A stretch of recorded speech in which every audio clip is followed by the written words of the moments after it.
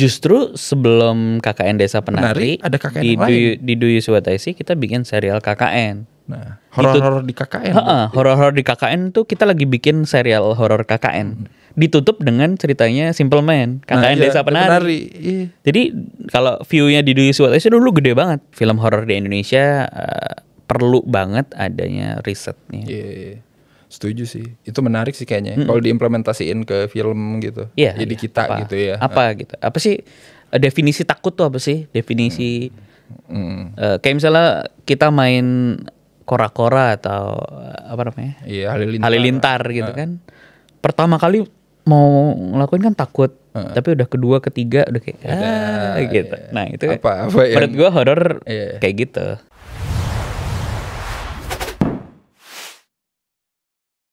Selamat datang untuk Mr. Popo. Halo Mas Arya. Gokil. Halo teman-teman semua. Terima kasih sudah datang ya di studio yang megah ini. Waduh, keren ya sini. Cinecrip sekarang punya studio keren. Enggak, ini mah ini aja, nyewa. Tadi ngomongnya beli ya. Gak mau beli lah. Amin. Amin. Ya. Ini Mr. Popo ini mungkin kalian kenal lah ya di salah satu kanal podcast audio bernama Do You See What I See kali ya? Atau di YouTube-nya juga ada ya kalau nggak salah ya? Ada, tapi keduanya pun nggak ada gambarnya harusnya. Iya benar. Mungkin nggak kenal juga. Oh iya ya. Suaranya doang kali ya. Suaranya yang kenal ya. Gimana ini kabar perhororan di Do You See What I See? Tadi kan sempat ngobrol dikit ya. Iya. Tapi ya so far so good lah. So far so good. Udah hampir 800 episode. Anjir. 800 episode ya. Itu horor semua ya. Setan semua itu. Semua setan udah dibabat di situ. Lagi nyari spesies baru sebenarnya. Oh gitu ya. Karena banyak kan cuman pocong. Oh iya. Cuman variannya beda aja gitu ya. Ada yang kuntilanak merah, ada kuntilanak warna hitam, segala macam. Oke. Ngeri juga ya. Tapi menarik sih ngomongin horor bisa sampai 800 episode itu emang tandanya Indonesia itu nggak kehabisan bahan ya. Kalau ngomongin persetanan gitu ya. Persetanan ya. Dan nggak pernah nggak laku sih. Nah iya bener. Dan kalau kita lihat perjalanan berapa 3 tahun terakhir gue main podcast aja, podcaster horor juga semakin banyak. Semakin banyak ya. Dan konten kayaknya juga menarik aja gitu. Iya bener sih. Ya sama sih kayak film. Film horor mah pasti selalu ada yang mau nonton cuy. Gitu ya. Mau setannya udah gimana bentuknya gitu pasti ada aja gitu yang tertarik menonton. Nggak hanya setan jorok ya. Iya, mau kita horor jorok gitu. Aku lagi gitu. Iya, apalagi itu gitu lebih laku lagi. Mau setan yang bersih ada gitu penontonnya, mau yang jorok lebih banyak lagi gitu. Itu mah emang fakta gitu ya. Jadi emang industri film di Indonesia wajib lah horor itu diprioritaskan gitu ya untuk mendulang duit. Serius. Dan kalau ngomongin film horor nih, Mr. Popo, gue bingung sih sebenarnya ya sebagai orang yang sering ngomongin cerita horor gitu ya. Sebenarnya sempet nggak nonton film horor juga gitu yang emang benar-benar merasuk ke hati gitu? Merasuk. Gue emang sering nonton film horor. Maksudnya dari semua genre film selain cinta nomor 1 adalah horor sih kalau gue. Oke, pasti. Tapi selalu mengalami kekecewaan kalau gue. Kenapa kecewa? Karena ya mungkin karena gue sendiri juga sering hampir tiap hari mengkonsumsi horor ya. Threshold rasa takut gue tuh kayak udah udah ini ya. Dan udah berkurang ya? Udah enggak justru naik. Oh justru naik ya benar. Anjir gini doang misalnya gitu ya. Benar. Bahkan kemarin gue mengalami sebuah kejadian horor di rumah aja. Udah biasa. Enggak, gue excited gitu kayak. Astaga. Hah? Ini bener nih yang gue lihat. Terus gue malah gue sedih gue lihat gitu. Bukannya takut tapi kayak ada adrenalin. Adrenalin rush. Adrenalin rush yang bukan takut tapi lebih seneng gitu. Oke. Iya. Nah makanya kemarin terakhir kan kita lihat Mas Joko mau bikin film baru ya. Iya. Yang kedua lah penerus Pengabdi Setan. Penerus Pengabdi Setan. Itu gue kayak udah nih beda nih. Iya. Berarti nungguin banget ya? Gue nungguin sih. Tapi yang pertamanya suka nggak sih sebenarnya? Enggak. Serius? Ya nggak apa? Setengah ke belakang, setengah awal lah gue suka. Setengah ke belakang kurang. Setengah ke belakang tuh kayak eksekusinya terlalu apa? Terlalu campy, terlalu apa ya? Fantasi. Terlalu fantasi ya. Padahal diawali dengan sangat luar biasa gitu ya menurut gue ya. Oke. Ya, mungkin act 3-nya yang kayak kok gini gitu. Rame ya act 3-nya ya. Rame, heboh. Jadi kayak Harry Potter gue gitu. Perbandingannya sama Harry Potter itu Ya kan kalau terakhir di Harry Potter kan pasti langsung ya langsung dilawan gitu kan. Iya. Malah yang gue suka terakhir tuh gue yang masih belum bisa gue pindah ke lain hati tuh Kafir sih. Kafir, oke. Kafir yang baru ini ya berarti. Kafir yang Sujiwo Tejo ya. Oh yang Sujiwo. Iya sebenarnya ada 2 film Kafir. Sujiwo Tejo main di dua-duanya. Oh gitu ya. Oh iya gue yang satu yang mana gue lupa. Ini yang bapaknya mati di depan bukan? Iya betul. Oke, ini berarti Kafir yang baru guys. Kafir iya. Oke. Jadi Kafir mulu ya dia. Iya, Kafir mulu Sujiwo Tejo. Itu suka karena apa? Karena lebih unsur black magic kali ya, bukan setan-setanan. Sebenarnya menurut gue premisnya cukup sederhana ya. Iya. Terus dieksekusi dengan santai gitu. Benar-benar. Nggak gerusuk-gerusuk ya. Meskipun di belakangnya ada efek-efek terbang pakai voodoo gitu. Iya. Tapi ya menurut gue sih nggak terlalu lebay sih. Oke. Iya, maklum lah ya. Maksudnya di belakang kayak gitu. Mungkin emang klimaksnya kali ya harus kayak gitu. Harus agak grande kan. Iya, harus grande. Terus tapi menurut gue itu cukup di delivery dengan luar biasa. Mantap. Visualnya juga cakep gitu kan. Iya sih ya. Dan mungkin permasalahannya simple ya. Cinta biasa lah gitu. Ya. Tapi gitu gak sih? Film horor itu gak bisa stand alone horror gitu ya? Nah iya ya. Oh maksudnya harus ada. Kalau di gue ya, di podcast gue Do You See What I See, ada 2 core yang harus ditebengi lebih kuat daripada horornya. Apa tuh? Cinta sama komedi. Oke. Jadi ada, waktu itu sempat juga siapa namanya? Aduh kok gue lupa. Ya ada stand up comedy gue lupa. Kebanyakan komika. Iya. Komik cerita di Do You See What I See. Dia bercerita tapi lebih banyak unsur komedinya dan itu works. Iya. Terus ada banyak cerita di Do You See What I See yang cinta horornya mungkin cuma 1%, 3%.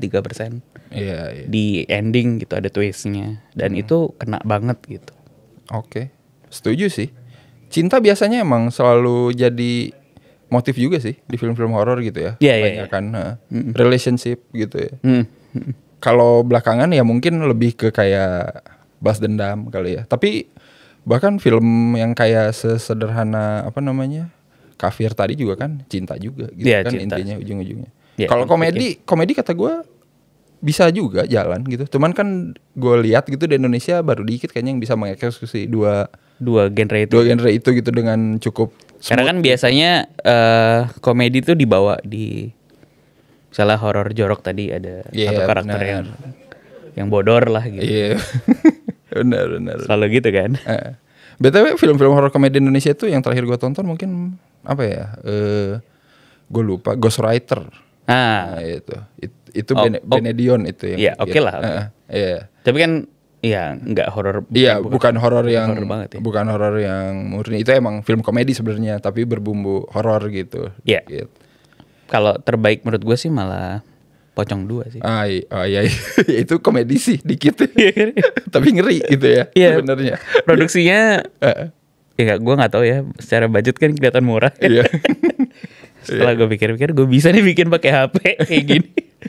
Oke. Tapi masih membekas sih. Iya sih. Dari scene-scene-nya dari pada masanya itu emang oke banget sih buat orang-orang yang even sampai sekarang kayak gue belum menemukan yang pocong-pocongan belum menemukan yang sebenarnya secara riasannya ya makeup artisnya enggak ya kalau dibanding kita lihat sekarang kayak wah ini muanya nggak keren nih. Pocong-pocongnya ditemin doang pakai arang kali. Tapi setupnya cukup sederhana. Nah itu mungkin horor sih. Perlu kesederhanaan, kedekatan dengan kita lah. Iya benar. Dan set piecesnya kali ya biar lebih nampol. Kalau nggak salah kan emang Monty Tiwa bikin pocong yang baru tuh terakhir The Origin. Itu kan sebenarnya kayak secara nggak langsung dia pengen ngeribut Pocong 1 sebenarnya. Iya. Yang dulu nggak jadi tayang itu gitu. Jadi kayak pengen jadi kayak itu backstory-nya dah buat Pocong 1 gitu. Cuman ya kayaknya nggak begitu banyak orang yang tahu juga sih film itu gitu. Tahu sih, tapi setelah gue nonton mungkin gue ngeliat kayak setupnya tuh kayak ini tech reviewer gitu. Pakai lampu-lampu Bardi atau lampu-lampu Philips Hue gitu kan. Lampu-lampunya kayak lebih nggak natural menurut gue sih. Tapi malah padahal ada momen-momen yang kata gue wah lumayan nih masuk ke horornya Urban Legend gitu kan. Orang-orang bawa keranda gitu ya. Terus apa namanya lidahnya melet-melet gitu panjang gitu kan. Itu kan sebenarnya hardcore ya, ngeri juga gitu di film gitu. Cuman ya emang banyak yang kurang puas juga sih sama ini. Ya memang harus balik lagi kali ya ke rootnya yang dulu. Yang dulu kan katanya emang kontroversi yang pertama kan, makanya nggak jadi. Itu ada nggak sih yang itu nayangin gue penasaran. Nah itu gue dari dulu nyari loh, ini ada yang jual DVD-nya nggak sih paling nggak gitu kan. Soalnya kan katanya yang dulu backstory-nya lebih ke ini apa peristiwa 98 jadi jadi nggak boleh ya. Jadi nggak boleh gitu, jadi sensitif. Ya. Nggak tahu ya, mungkin ada yang udah nonton. Kayaknya netizen mah udah ada aja. Udah deh, tolong dong kasih link atau beli deh, saya beli DVD-nya. Nggak tahu ya, gua siapa yang jual. PM. Oke. Itu horor menarik ya. Ini apalagi nih kira-kira punya horor yang comfort nggak anjir? Horor yang kayaknya kalau gua nonton ini nyaman gitu. Gue sih paling suka ya. Gua nggak tahu ini genrenya horor apa enggak, tapi kayak Dr. Sleep. Oh iya. Sebelumnya Dr. Sleep sama siapa sebelumnya? The Shining. Iya. Ya, maksudnya kan bukan sebuah film horor, tapi buat gue justru ya kejadian kayak gini kalau diangkat kan itu sebenarnya Indonesia banget tau. Iya sih. Indonesia banget. Iya gak sih? Punya apa? Indigo gitu kan. Banyak di sini. Iya, enggak ceritanya kayak gitu kan sebenarnya.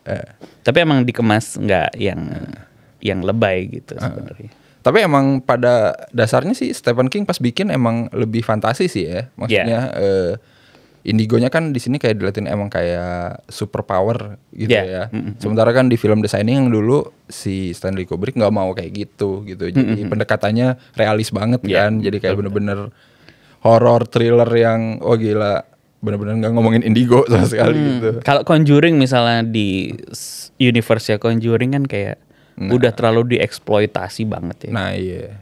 Jadi kalau buat gue sih malah nggak takut karena ngeliat kayak. Iya. Jadi kayak dia masuk ke upside down-nya The Stranger Things. Iya benar. Udah terlalu ini ya, udah terlalu sering. Dan konsepnya kan cuman diulang lagi. Nggak ada sesuatu yang baru. Karena menurut gue sih horror tuh gitu ya. Nggak bisa horror tuh nggak bisa ada keterulangan gitu. Iya benar. Jadi sebuah adegan, even jump scare gitu ya. Jump scare gue ngedit podcast gue aja ngerasa setiap kali, emang kan di Duyusi Watashi kayak backsound aja selalu ganti. Karena kalau dia udah mengenali backsound itu, dia ngerasa itu kayak udah lagu jadi lagu di mall gitu kan, ya? Lagu di mall kan. Oh iya. Oh ini menyenangkan nih gitu. Harus berubah terus supaya tadi efek rasa takutnya tuh berubah. Bener sih. Nah masalahnya film-film sekarang tuh hanya mengulangi, ngambil cuplikan dari sini, ngambil cuplikan dari sini. Iya. Ngambil dari film ini terus dia rangkai jadi satu. Akhirnya kan udah ketebak. Kalau gue sebagai penikmat film ya. Bener. Nah itu yang kita harus lebih kreatif lah. Emang itu dia, emang kuncinya emang harus lebih kreatif sih. Kreatifnya itu lah, bukan seremnya ya menurut gue ya. Kreatif gimana caranya nakutin ya? Iya betul. Jadi gimana caranya? Harus ada penelitian sih menurut gue yang. Terus ada survei dulu ya kali ya. Mungkin harus bikin dulu kuesioner gitu ya, nanya para. Kalau gue nih, kemarin kan gue juga sempat bikin audio drama, judulnya Yang Tak Terlihat. Jadi itu turunan dari Duyusi Watashi. Duyusi Watashi itu kan sebuah monolog ya, storytelling monolog. Kalau Yang Tak Terlihat di Spotify itu audio drama. Oke. Nah, gue nulis itu emang kan ada cerita aslinya dari teman gue juga. Terus kita develop lagi gitu kan jadi sebuah skrip audio drama. Tapi gue menghendaki nulis bareng orang yang penakut banget. Karena sudut pandangnya beda. Iya. Gitu. Iya. Menarik ya. Iya sih. Itu cara yang menarik ya. Karena orang yang takut banget biasanya bisa mendeskripsikan apa yang dia takuti gitu kan. Kalau makanya kan diskusinya gini. Oh ini nggak serem. Jadi kalau di komedi kan ada apa namanya? Konsultan. Bukan, komedi body apa namanya? Kombot. Oh iya. Horor pun harus ada ininya ya. Harus ada tektokannya gitu. Menurut lo serem nggak? Gitu. Iya sih, bener sih, setuju. Gitu. Itu kayaknya bisa dicontoh juga ya buat yang mau nulis skrip film horor. Ya, gue senang banget loh ketika film horor tuh banyak, tapi bukan karena kan selama ini mungkin orang ngerjain kayak terakhir apa Susana gitu ya. Susana juga menurut gue yang baru ya. Iya, yang remake ya. Yang remake. Menurut gue sih konsepnya cukup bagus ya. Tapi visualnya menurut gue masih kayak gini, ada lampu-lampu begini nih. Ini kayak tech reviewer. Tech reviewer menurut gue. Gue menghendaki ada film yang model si Pocong 2 itu, di mana dia tidak bermain lighting yang yang over, yang DOP apa ya, pokoknya semuanya nggak dibikin terlalu artifisial, artifisial gitu. Natural aja. Iya sih, emang sulit sih. Soalnya ntar ditanyain sama produsernya duitnya kemana nih, harus bagus. Dibeliin lampu. Iya, susah. Iya sih. Kalau enggak pendekatannya dokumenter ala-ala yang terakhir ya. Kayak gitu-gitu gitu. Maksudnya. Tapi gue nonton Keramat, ya Keramat itu kan baru nongol lagi tuh di Netflix kan kemarin. Iya benar. Terus gue langsung nonton lagi. Asik. Hari pertama tuh. Langsung. Gue kasih reminder, gue tonton lagi. Kok nggak ya itu menurut gue bagus sih. Iya. Maksudnya dari setupnya yang sangat sederhana. Tapi setelah gue tonton ulang di sekarang gitu ya, gue udah pernah nonton, tapi gue tonton ulang kayak ya kayak dramanya terlalu over sih menurut gue kayak. Oke. Iya. Gue paling sebel ada sebuah cerita horor, tapi karakter yang dibangun di dalamnya tuh bego gitu. Misalnya, suruh ke sana, ya udah kesana. Gue kesana deh, gue harus kesana gitu. Kayak banyak kejadian-kejadian yang menurut gue nggak terlalu dalam kehidupan nyata. Nggak mungkin orang sebego itu gitu. Iya kan? Gue juga nggak ngerti sih ya. Malah kalau dibuat natural harusnya akan lebih serem menurut gue. Benar-benar. Nggak diimplan karakter-karakter yang bego itu. Padahal itu gue pernah baca itu syutingnya improv padahal. Oh gitu. Jadi sebelum roll kamera itu si Monty Tiwa sutradaranya kayak 10-15 menit baru ngasih tahu ke aktornya. Pokoknya lo main gini gitu. Ntar lo gini ya mainnya gitu. Jadi sebenarnya aktornya nggak dikasih brief dari awal gitu. Tapi bagus. Maksudnya cukup bagus. Tapi setelah gue tonton ulang dengan detail sekarang kayaknya banyak itu tadi. Iya. Tapi menarik nih. Apa nanti Keramat 2 bakal kayak gini? Katanya mau dibikin Keramat 2. Wah. Udah ada teasernya. Gue akan senang sekali itu. Nah ini PR sebenarnya sih. Mau kayak gimana gitu bentuknya gitu ya. Soalnya bagi gue film dokumenter itu sukses kalau orang lebih sedikit yang tahu itu asli. Maksudnya jadi kayak orang mikir ini tuh orang mikir ini tuh asli, padahal sebenarnya kayak si The Witch. Iya, The Witch kayak settingan gitu. Padahal ini padahal emang beneran film gitu kan. Kayak Blair Witch kan gitu kan. Blair Witch ya. Makin banyak orang yang ngerangka itu asli makin bagus gitu. Makanya pemain-pemainnya nggak banyak yang terkenal gitu, yang ya udah aja. Orang biasa. Even Poppy Sofia pun pada masanya kan orang biasa. Bukan orang biasa. Dia juga bukan orang biasa. Ya, orang biasa sih. Ya maksudnya mungkin itu satu-satunya nama yang mungkin orang ngeh gitu. Oh iya gitu. Iya. Sisanya kan kita gak pernah tahu cuy. Iya betul. Siapa gitu. Nah Keramat 2 nih gue gak tahu nih dia mau pakai format kayak gimana lagi gitu ya. Kalau mau komentar tuh ya bisa sih dipakai lagi, cuman apakah bisa mengembalikan? Udah terlalu dieksploitasi di film-film sebelumnya kan. Nah iya. Dari semua negara ya. Iya makanya. Dari Rek tuh juga gitu ya. Iya semua. Ya mau komentar emang banyak banget sih. Kayak di gitu. Semua negara udah. Semua negara pasti ada jagoannya gitu. Jadi menurut gue jangan pakai mau komentar. Iya. Apa kayak gitu ya. Nggak. Yang kemarin terakhir tuh juga bagus tuh. Apa yang tuh? Korea Thailand apa namanya gue lupa. Oh The Medium. Iya. Maksudnya itu kan dokumenter. Tapi ada campur-campur gitu ya. Menurut gue itu pendekatan yang itu juga yang menarik, menarik. Beda gitu. Setuju sih gue itu menarik. Dan nggak kayak film kan? Iya. Jadi kayak itu maksudnya lightingnya sederhana, gelap gitu ya. Sama kayak misalnya film-film Thailand pada masanya lah. Kalau horor Thailand sekarang kan udah terlalu terlalu CGI dan lebay menurut gue. Iya sih. Emang harus balik lagi ke situ kali ya. Menurut gue sih unsur kesederhanaan dan tidak terlalu fantasi yang terlalu lebay itu malah justru menciptakan ketakutan sih. Bener. Gue juga sih expect-nya emang pengen lebih banyak kayak gitu kali ya. Juga ekspektasi gitu. Termasuk filmnya Mas Joko ya. Ya, Yang kita gitu. Ya meskipun itu sekte ya mungkin. Tapi pasti lebih grande sih yang ini, gue yakin. Gitu ya. Iya. Pastilah, film pertamanya kan laku berat nih. Oh iya. Film kedua harus jor-joran cuy. Nah jor-joran itu Nah, jor-jorannya ini nih harus lari kemana nih? Ke lampu. Ke lampu. Lampu terus yang dibahasnya Lampu tadi. terus. Oke. Tapi menarik nih ngomongin kesederhanaan ya. Kalau di WTC kan banyak cerita-cerita horor yang ya kayak tadi ya, lebih sederhana, lebih relate gitu. Kira-kira ada gak sih yang dari sekian ratus episode yang kayaknya ini harusnya oke dijadiin film? Banyak banget. Salah satu lah apa gitu? Mungkin sekilas. Mungkin kalau ya ini mungkin orang udah bosen kali ya gue cerita ini, tapi nanti gue kasih beberapa opsi ya. Ada beberapa opsi. Ini ngapain gue lagi ujian? Lagi ujian. Jadi satu ada setup anak muda jatuh cinta di kampus. Situlah nggak jauh. Situlah. Ya ini nggak tahu nih nunjuk kemana ya itu. Sana ya kan. Ntar heboh lagi. Ini kejadian udah tahun 90 something. Terus 90-an ya settingnya. Jatuh cinta lah gitu kan. Jatuh cinta. Terus ada konflik sama teman-temannya karena dia jadi nggak pernah pulang ke kosan. Oke. Terus akhirnya si laki-laki ini perempuan karakternya, ternyata si pacarnya dikenalin sama temannya di ruang tamu, tapi nggak taunya dia pocong. Jadi teman-temannya yang lihat semua itu pocong.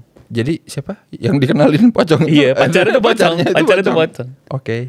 Nah, tapi ada cerita cinta yang cukup panjang. Sampai akhirnya si perempuan ini depresi dan anjir, meninggal. Gokil. Gantung diri karena dia pengen bareng sama. Jadi intinya dia tuh udah pacaran gitu. Iya, dia pacaran sampai semua orang tuh tahu nggak tahu kenapa dia sering pulang malam, sering nggak pulang. Ternyata dia pacaran. Setelah dikenalin sama teman-temannya, baru tahu itu satu kosan lihat itu semuanya bisa lihat itu pocong. Anjir. Terus tiba-tiba ngilang. Terus si cewek ini denial. Sampai akhirnya dijemput keluarganya, masuk ke institusi, disangka dia berhalusinasi, depresi berat sampai. Wah. Dan akhirnya dia mengakhiri hidupnya gitu. Wah, gokil. Ini bisa ditulis nih produser mungkin yang nonton. Nah, ini kalau mau dengerin di WTC judulnya First Love. First Love. Oke. Makanya gue kasih judul First Love. Iya. Menarik sih. Ini pendekatannya bisa kayak apa ya? Enggak Twilight sih menurut gue. Twilight ya. Iya, pendekatannya bisa kayak gitu. Tapi versi pocong. Versi pocong. Kearifan lokal gitu. Lu suka sama vampir beda di sini. Di sini beda. Sukanya sama pocong gitu ya. Iya. Terus ya yang menurut gue yang simple ala-ala Makmum lah ya. Iya. Sebenarnya gue suka sih sama Makmum. Sebuah satu scene horor di mana ya orang sholat kan biasa terus ada yang ngikutin. Gue juga pernah ngerasain hal yang sama gitu ya. Kayak gue sholat sendiri tapi kok kayak di belakang rame gitu. Nah itu kan kayak gak kesederhanaan, gampang relate. Iya. Di short movie-nya cukup bagus tapi pas gimana? Sorry to say gitu kan. Maksudnya terlalu ekstrim kan? Iya benar. Kayak ya mungkin gue banyak nonton film exorcism dikemas dengan sama kan, terbang, angin. Ya memang. Ya. BTW udah nonton belum Makmum 2? Yang kedua yang mana ya? Ada. Lanjutannya lagi? Ada lanjutannya. Yang kemarin dapat 1 juta penonton lebih. 1 juta? Oke, gue harus nonton. Tapi ya jangan terlalu masalah. Ya enggak, gue pengen tahu kan kayak apa eksekusinya. Tapi ya itu salahnya. Sebenarnya konsepnya udah bagus. Iya. Tapi kenapa harus dibuat? Nah itu naikin tensi pelan-pelan sehingga sampai di level terakhir itu agak sulit emang mungkin. Snekri pernah bahas satu video khusus ngomongin Makmum ini gitu ya. Kenapa film pendeknya works tapi film panjangnya tidak gitu. Iya. Karena ya itu dia salah satu faktornya itu relate ke penontonnya itu gitu. Mungkin di pertama tadi benar film pendeknya itu relate banget karena lu pasti ngalamin itu semua. Sholat sendiri gitu ya, lagi sendirian di rumah atau di suatu tempat gitu. Nah di film panjangnya itu hal itu sayangnya nggak diulangin gitu. Jadi itu yang mungkin bikin kita jadi nggak relate sama ceritanya dan bikin jadi ya udah nggak takut. Karena pada dasarnya short movie-nya itu satu scene. Iya, satu scene aja. Itu yang susah. Gitu. Iya bener susah. Bener. Untuk gue kan kemarin sempat nulis bareng Radit ya film Rumah Eyang itu. Tapi belum ada. Gue tahu. Terus tapi maksudnya merangkai gue kan mengalami sebuah kejadian yang banyak selama 4 tahun. Nah, merangkai itu menjadi satu premis itu kan sulit. Benar. Gue ngerasain gue nulis bareng itu sulit emang. Jadi emang nggak mudah gitu ya. Yes. Iya sih, bikin orang emang susah sih. Ya, terus kemudian ya itu tadi. Ada satu cerita lagi yang menurut gue di Dwi Suwatesi judulnya 10 tahun. 10 tahun. Ya. Itu dia simple, premisnya cuma dia mau pulang sekolah karena sebenarnya dia mau nginep di rumah temannya. Oke, ini settingnya masih mahasiswa atau anak sekolahan? SMA. Oke. Dia mau pulang di daerah sini lah, daerah sini juga, Jakarta. Nah, dia tuh mau pulang karena dia nggak enak badan, dia mau pulang. Tadinya sebenarnya dia mau nginep di rumah temennya. Iya. Nah, dia jalan kaki kan gitu. Dia jalan kaki karena sudah malam, angkotnya nih nggak lewat menuju rumahnya, nggak lewat-lewat. Udahlah jalan gitu. Nah, dia tahu perjalanan menuju rumahnya dia melewati beberapa pohon, ada pohon-pohon bambu yang melintang dan sebagainya gitu. Dia takut lah. Terus itu kan kayak premis yang sederhana ya menurut gue. Nah, ini dia menuju ke rumahnya. Terus dia ngelewatin lapangan, pohon itu kan di situ kalau gue dengerin waktu gue dengerin cerita itu kayak wah ini pasti ada sesuatu nih. Iya, udah berimajinasi. Gue udah berimajinasi. Nah, ketika dia lihat kanan kiri, udah deket rumah tetangga gue nih, ini rumah teman gue nih, ya udahlah. Begitu sampai rumah, dia kaget. Rumah yang dia lihat adalah rumah dia 10 tahun lalu. Oke. Sebelum renovasi. Nah, ini kan rumah gue lama, dia udah takut kan. Begitu ngeliat ke belakang, dia baru ngeliat tuh ada beberapa penampakan. Gokil. Nah, itu kan dia takut gitu ya. Iya. Waktu ngeditnya kita bikin jump scare segala macam. Tapi begitu dia mau masuk ke dalam rumah, dia buka pintu. Ya, dia nggak bisa buka pintu karena digembok lah dari dalam. Karena dia gedor-gedor gitu, akhirnya ada yang keluar dari dalam rumah. Yang dia lihat adalah neneknya yang sudah meninggal beberapa tahun lalu. Oke. Nah, ini kan sebuah cerita, akhirnya dibukain. Neneknya juga bingung, ini kayak dia kenal tapi kayak nggak kenal tapi kenal, kayak familiar gitu. Iya. Terus dia bilang suruh masuk. Begitu dia masuk dia loncat, udah terus dia black out gitu. Oke. Akhirnya pagi-pagi dia ditemuin itu malam ya. Tahu pagi-pagi dibangunin sama ibunya. Karena ibunya tahu dia mau nginep kan. Terus subuh-subuh ibunya nemuin dia di depan rumah. Tahu udah balik lagi ke waktu sekarang. Present time ya. Ya. Nah, terus begitu cerita-cerita ke ibunya, neneknya kan udah nggak ada. Jadi ibunya tuh recall sama apa yang diceritain sama anaknya. Dulu kayak pernah ada suatu malam neneknya tuh ada orang tadi familiar tapi tiba-tiba dia ngilang gitu. Anjir. Jadi ini kan kayak satu menurut gue horor tapi ini oke nih. Ya kan gitu. Maksud gue kesederhanaan cerita yang sederhana tapi iya. Gue nggak ngerti apa ini turn back time lah. Iya benar. Back to the future. tapi emang banyak sih konsep yang mengulang waktu gitu di horor Hollywood juga ada beberapa yang kayak gitu yang emang pakai konsep gini tapi kan lebih lebih sophisticated aja gitu. Tapi kalau Indonesia bisa dibikin kayak lebih intim kali ya, kayaknya lebih seru tuh. Iya, bisa jadi itu kayak yang menarik sih. Bisa di-develop lah. Bisa di-develop lah ya. Dan ya itu dia ngomongin sama keluarga itu biasanya lebih oke gitu ya. Maksudnya karakternya masih keluarga juga gitu kan. Itu emang udah jadi ininya banget lah. Basicnya banget lah lu bikin horor gitu. Dan gue sebel mungkin kalau di Indonesia kan karakter even misalnya di film-film Indonesia kan kadang-kadang ilmu hitam ya. Iya. Biasanya diselesaikan dengan ilmu hitam juga gitu. Kenapa nggak pendekatan agama gitu? Iya. Kayak film Malaysia kan. Horor Malaysia kan lebih banyak yang Islami gitu. Benar. Menurut gue itu masuk menurut gue. Bisa. Nggak harus diselesaikan dengan yang kayak gitu. Iya benar. Ada counternya. Ya ini sebenarnya kayak film-film horor Indonesia zaman sebelum reformasi kan. Iya. Semuanya pasti ada ulama atau apa gitu kan. Menurut gue justru ini akan semakin relate karena orang Indonesia kan agamis. Iya. SJW juga gitu kan. Iya benar. Cuman masalahnya satu aja sih bagi gue itu stereotip penggambaran orang pintar, orang beragamanya itu udah overuse kalau di film kita gitu. Biasanya gimana ya? Ya sosok yang ulama tuh ya kayak gitu ditampilkannya gitu, kayak terlalu tipikal gitu. Sementara film luar bisa menggambarkan itu dengan sosok yang lebih gimana ya, yang lebih deket justru kayak kita. Ya misalkan kayak ini aja deh, Konstantin gitu. Misalkan dulu kan, ya kan. Dia kan pendeta. Ya maksudnya tapi ya oke gitu. Gua punya tugas sebagai pendeta tapi looks gua tuh orang nggak manusiawi lah. Gitu. Kalau di kita tuh kadang tipikal aja gitu, kayak orang pintar dukun diliatin pakai baju hitam gitu kan. Betul. Nah itu sih gue nggak terlalu suka yang gitu. Ada ustadz diliatin pakai peci atau langsung pakai sarung gitu. Harusnya manusiawi aja cuy, lu kalau ketemu orang aja gitu. Iya. Itu menarik sih. Dari penggambarannya ya, apalagi kan ini ngomongin visual gitu, pasti kelihatan kan. Dah ini mah pasti ya nanti yang nolongin gitu kan, kayak udah ketebak gitu. Jadi kayak udah ya nggak ada ininya banget.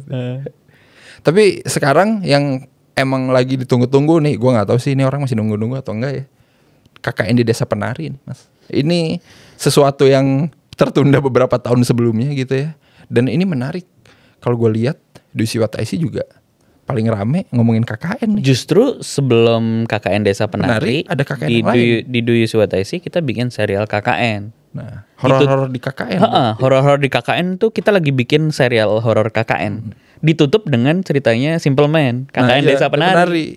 Jadi kalau view-nya di Dwi Siwataisi dulu gede banget. Terus kebetulan pas terakhir ditutup sama cerita Simple Man, relate banget.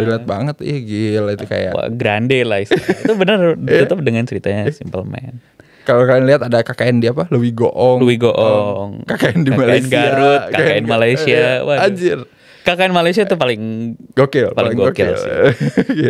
Tapi bener ngomongin KKN, gue juga dulu pas KKN asli ada. Iya gue juga. Asli ada cerita horor itu ada, dan ini benar-benar datang dari gue yang orangnya acuh nggak acuh gitu sama hal-hal begitu, dan gue kayak ngelihat sendiri gitu. Jadi kayak emang KKN itu seru banget kalau dijadiin materi film ya. Karena emang kita harus kembali ke desa kan. Nah itu. Desa itu jauh dari hingar-bingar. Bener. Setan bisa lebih santai nongkrong gitu. Bisa jadi hiburan.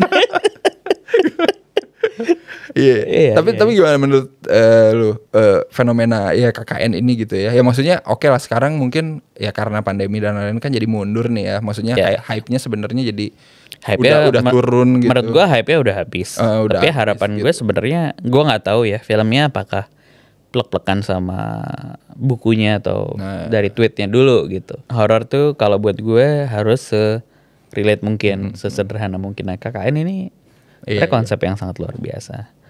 Dan dari cerita yang ada di Siwataisi kan memang lebih ke bukan premis utuh tapi penggalan scene. Pas bagian tertentu ya. Berbagian tertentu, nggak ada tujuannya, nggak ada goalsnya. Ya emang ada kejadian itu kan. Kebanyakan dari cerita horor yang normal gitu kayak kita pulang terus tiba-tiba ada pocong udah selesai gitu kan. Iya. Pocongnya kan kita nggak tahu dia lagi dalam mencari apa gitu ya. Apa kan kenapa nongol gitu. Kan kita nggak pernah tahu gitu. Nah, ketika serentetan cerita waktu itu ada KKN yang cukup menurut gue cukup unik. Tiba-tiba ada cerita KKN Desa Penari yang pinternya si Simple Man ini merangkai sebuah cerita ini kayak emang udah kayak film jadi gitu. Iya benar. Utuh gitu.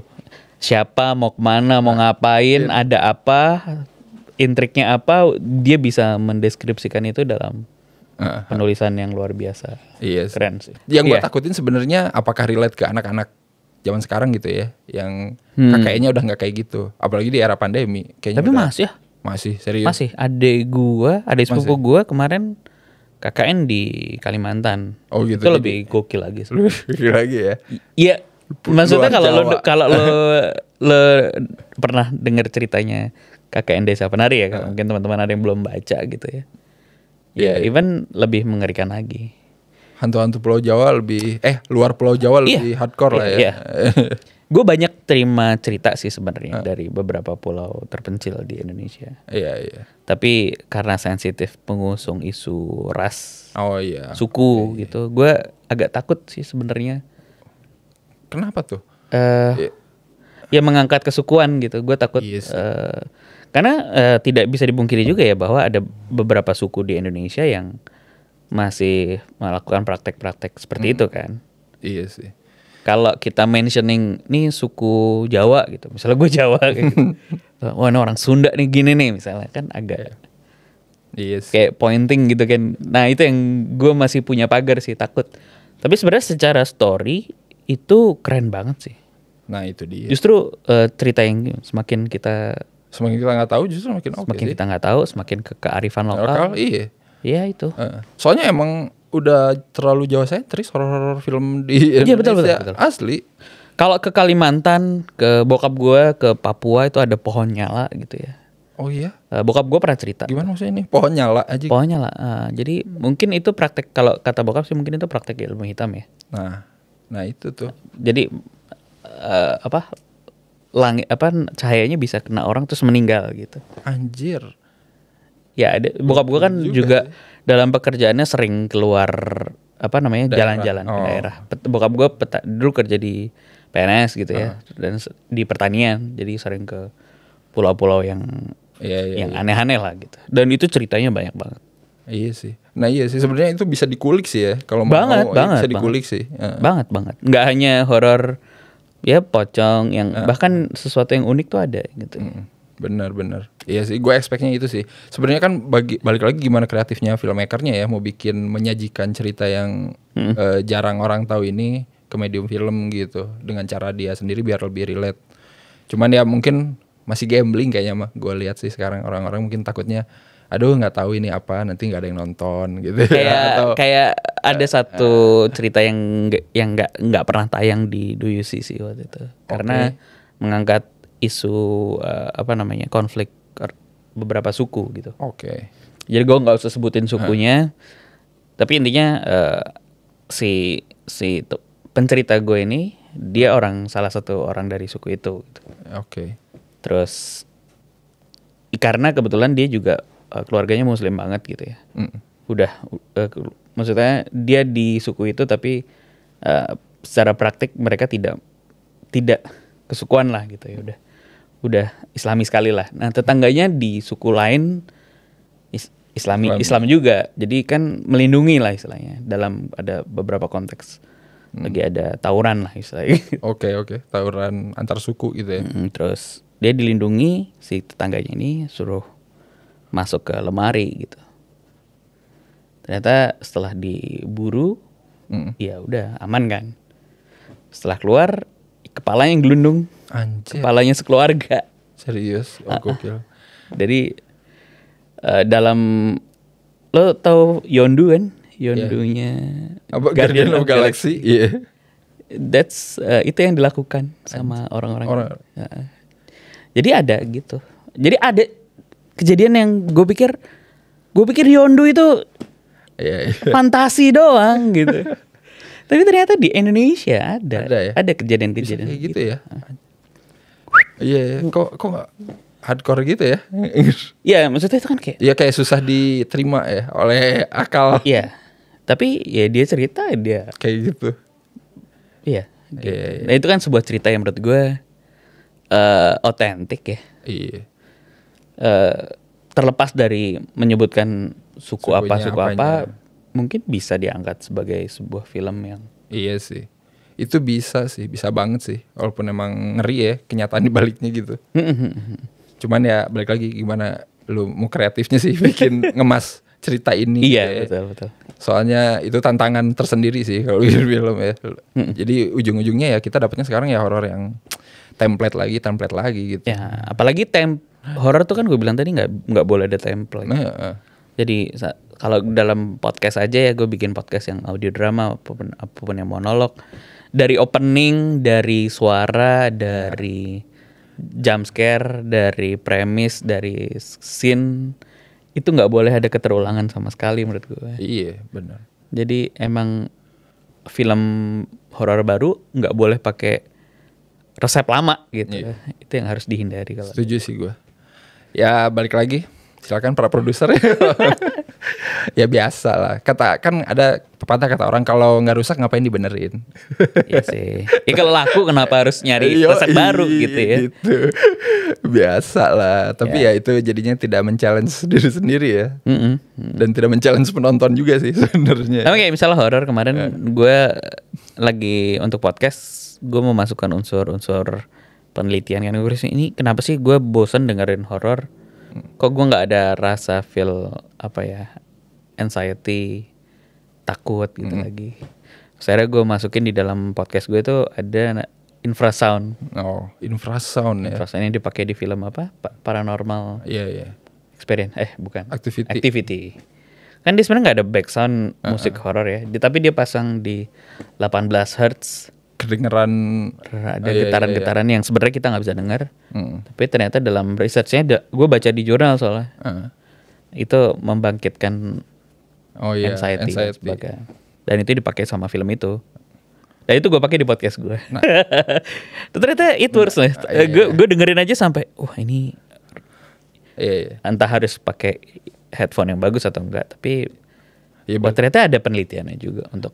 Berarti emang cocoknya emang ya mendengarkannya dalam situasi yang mendukung banget ya? Enggak sih. Enggak juga ya. Berarti emang enggak usah.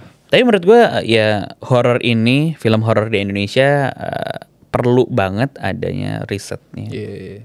Setuju sih. Itu menarik sih kayaknya. Kalau diimplementasiin ke film gitu. Iya. Jadi kita apa, gitu ya. Apa gitu? Apa sih definisi takut tuh apa sih? Definisi kayak misalnya kita main kora-kora atau apa namanya? Iya, halilintar gitu kan.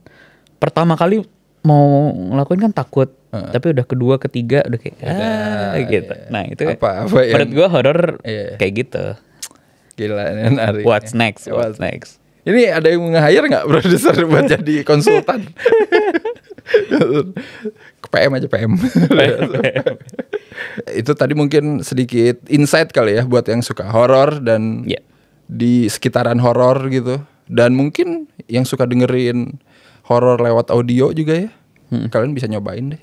Do You See What I See gitu ya. Di Spotify. Di Spotify juga ada. Itu pokoknya berapa ratus episode tadi tolong diulang. Hampir 800 episode. Itu kalau maraton 3 tahun kayaknya. 3 tahun. 3 tahun gak habis. Iya. Ketika lu habis episode terakhir lu udah kebal sama apapun yang terjadi di dunia. Apa nih? Gini doang nih. Oke lah, menarik banget. Mungkin ngobrolin horornya untuk episode kali ini. Mungkin nanti kita bisa ngobrolin horor dari sisi yang lain lagi ya Mas. Siap. Di episode selanjutnya. Mungkin itu aja dulu lah, ngobrol-ngobrol santai bareng penikmat film. Penikmat film ya. Penikmat film ya. Dan buat kalian yang suka horor juga, mungkin kalian bisa komen juga. Menurut kalian trik-trik apa lagi sih sebenarnya yang harus dikeluarin gitu ya, biar kita tuh makin takut nonton film horor gitu. Karena itu yang dicari kan. Iya, itu yang dicari kan. Yang Anda cari ketakutan kan, bukan cuma teriakan kosong. Asik. Tergantung kalau PH-nya yang bikin kan yang dicari duit ya, bukan takut. Iya sih ya, balik lagi ya, sudut pandangnya mana dulu nih. Tapi kalau dia nyari horornya pasti dapat duit ya. Kayaknya harus betul. Gitu. Money will follow. Iya, money will follow. Ingat tuh, di print kata-katanya.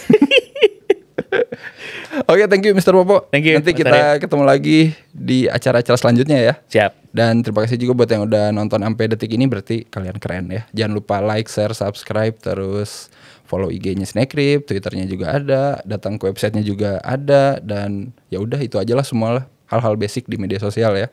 Dan kita ketemu lagi di episode-episode selanjutnya. Bye.